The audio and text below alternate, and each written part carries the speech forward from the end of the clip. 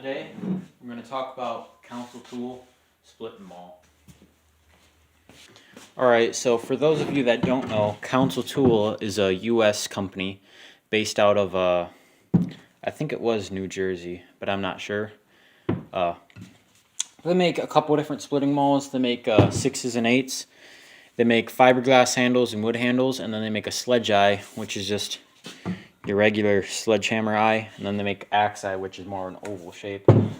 I got the 6-pound sledge eye with the wooden handle simply because at Walmart they had this and then the same maul but an 8-pound, but with a sledge eye and wood handle.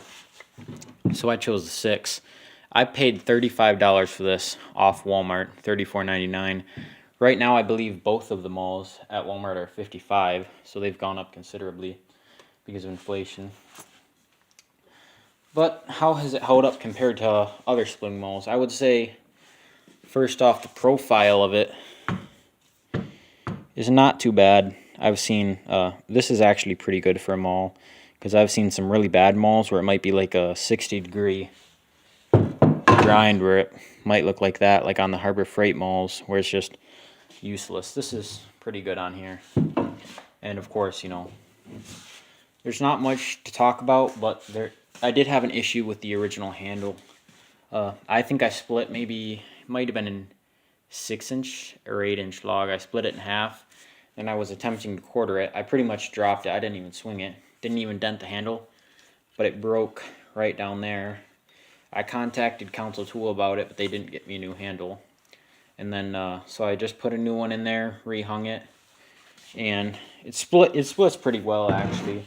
But besides the broken handle, I was very disappointed with the quality of the steel. I don't sharpen mauls like some people do, so normally I wouldn't be worried about steel when it comes to the bit, but the pole has to be pretty hard.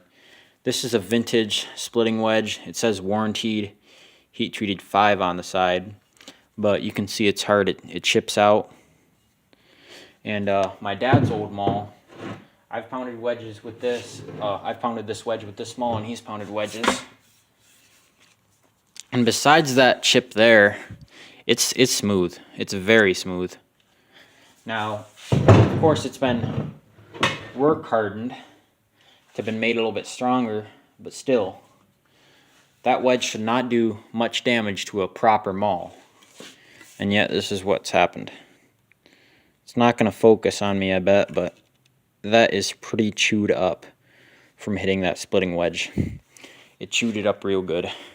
So this is not a hard steel at all. If you were pounding vintage wedges, the wedge, your splitting maul might become the consumable. But I was looking on their website, and I believe on the splitting maul, they targeted around 48 to low 50s Rockwell. I actually think on the splitting maul, it might have been 45 to 50 Rockwell, which is very low, very soft. I know Grand Forces are at least 60, maybe 65.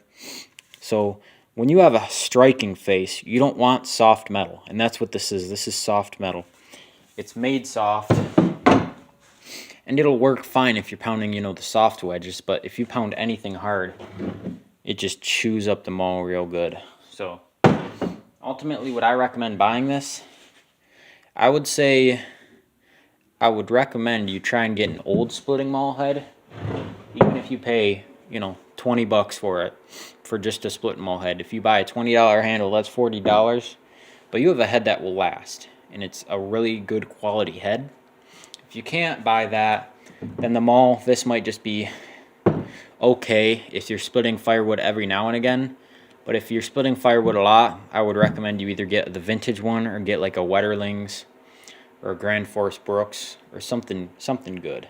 Even like the Oxenkoff German-made ones, just something over the $100 range if you're splitting a lot of wood, or the vintage one.